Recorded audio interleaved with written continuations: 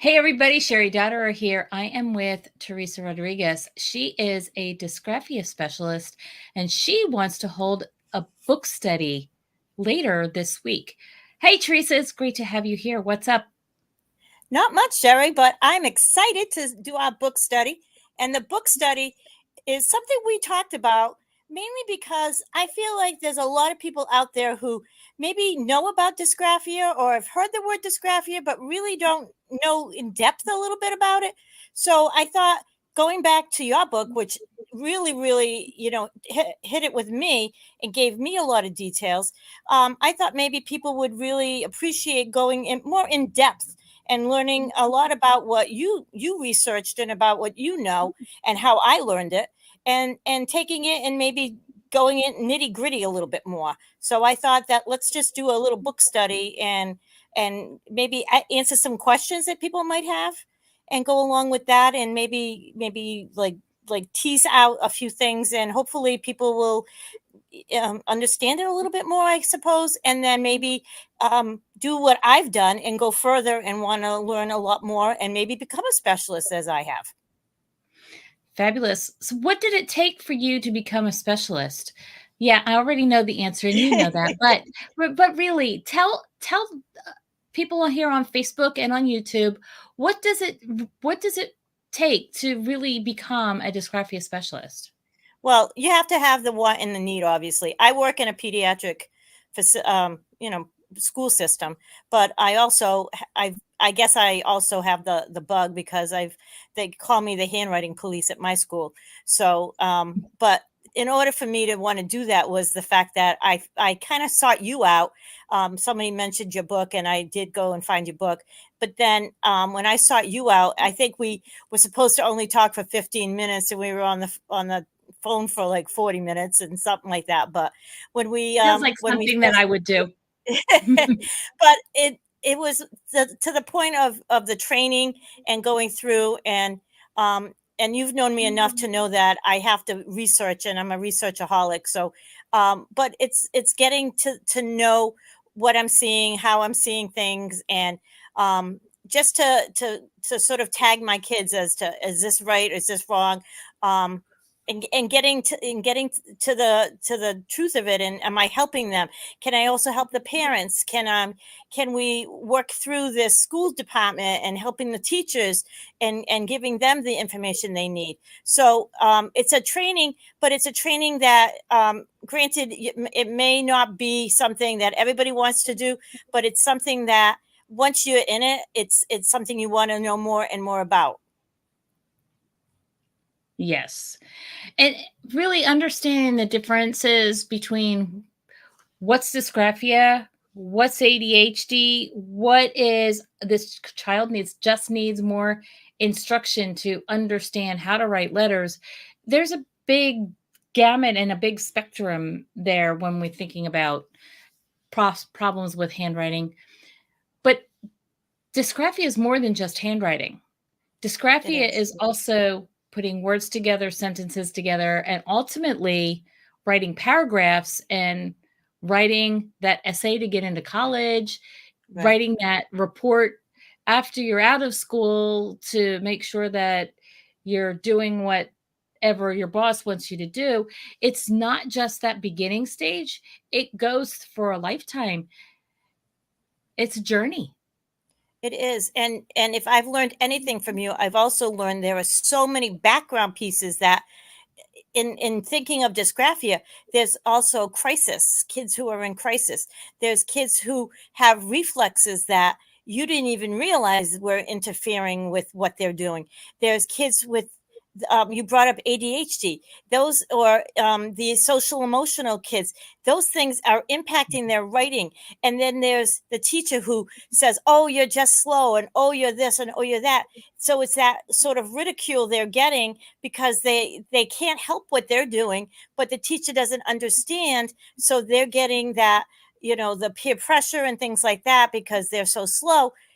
Again, it might be the writing that's the output, but there's so much to that output. And you've taught me so much about that wished a lot of people could just like suck it all up and just get all that information. But it takes we've been together for a couple of years now. It's a long process, but I think it's a process that will come. It's just that people need to understand that it doesn't just come like tomorrow. It takes pieces and pieces and pieces. No, it takes explicit instruction. Yes, it certainly does. And very much systematic, cumulative, and multisensory. It's those same four It certainly words does. that are the core foundation of structured literacy: explicit, Oh, most systematic, definitely. cumulative, and multisensory. So it's just an extension. But the other thing that I think that you have come to realize by being around me for the last 2 years is it also impacts a kid's ability to learn math. Very much so. And I'm And not like you say, I'm not a math person, but I've learned how much math is impacted by all this. and those micro traumas of we're getting out the math book, ah, or we're Yeah, getting out the handwriting penmanship book, which today doesn't happen very often, but still those little micro traumas build on one another and overall can dysregulate and create a major trauma over time. yeah. And I also have felt like I have a student who didn't really, the teacher was really not as warm and fuzzy when it came to the writing, and now she's excelled based on what we've both the things you suggested, and she's like flying leaps and bounds. And it's the craziest thing to see how she's just eating up writing and doing all this good stuff. And I think it just takes that nurturing, and I think that's what a lot of these kids miss out on. And then they hate to write, they hate to do math because they weren't given those opportunities. And I think that's where we wish a lot more teachers and a lot more support staff would do all those things. Yes. So I'm going to share my screen so that we can show people where to find the link for your event this coming Friday. So one of the first places you want to go is disabilitylabs.com. Disabilitylabs.com, the homepage looks like this.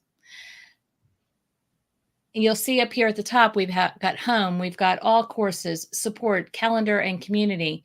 If you click on that calendar button,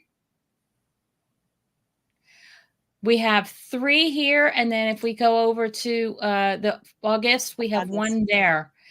And what you want to do is you want to click on that button and click join. It costs $47 to join the book study, but I think the $47 is going to be well worth your time. And we have it scheduled for what time in the morning? 9 9 o'clock. a.m. 9 to 10, 9 to so 10:30. that you can get in before the heat of the day. You can go to the beach. You can do whatever it is that you want to do for the day. So we scheduled it bright and early in the morning for you. Now, if you live on the West Coast, it's going to be bright and early, but it's still doable. Right, absolutely. And we're taking it. We've taken the book based on your, the chapters that you set up in segments. So it's 4 segments. Some may be longer than others, except for the fact that what we're doing is once one segment is done, before the next segment, they're going to get sort of a syllabus with like a little breakdown of. I will send that out once the day is done. They will get a little breakdown of what we went through, and then they'll continue to get that each and every time. Yeah, and the course you took to learn all this stuff about dysgraphia, it just happens to be on the homepage. It's all the way at the bottom, Daughter Dysgraphia Method. So you can see a little bit more about, there's the stops share, about the course. So again, that's in disabilitylabs.com. When you look in the comments, we will put the link in the comments. Anything that you have before we go, Miss Teresa? No, I'm just excited to share. I've read the book a bazillion times, and it's a resource that I keep with me. I actually have 2 copies. I share it with other staff as I see that they need to have more information, but it's just something that is with me. And if I need to, it's a great resource that I pick up when I say, "Oh, let me think about that." And especially where, I'm trying to figure out if a kid has, one particular this, category versus another. But it's a great hands-on resource, and I'm always using it. So even if you just want to pick up the book is there for a downloadable version, and or you can order a version. That I think that's a great idea because it's easily readable. Also, I was telling Sherry, one of my first things is talk about the brain anatomy. Best way to figure out all that stuff, because she does it in such a way that you'll remember it. Oh, thank you. Thank you. Yeah, I tried to do it from the perspective of a parent or a teacher that doesn't understand a lot about neuroanatomy. So I tried to simplify it enough that it was going to be something that they could understand. So we're not going from nuclei to nuclei. That was No. a little bit more in depth. But I have done some of that in the past, doing some of that tracking. But no, I did not include that in the book. So thank you very much for being with us here on this live this evening, Teresa. It has been great to have you here. Look forward to seeing you on Friday. I'll be there.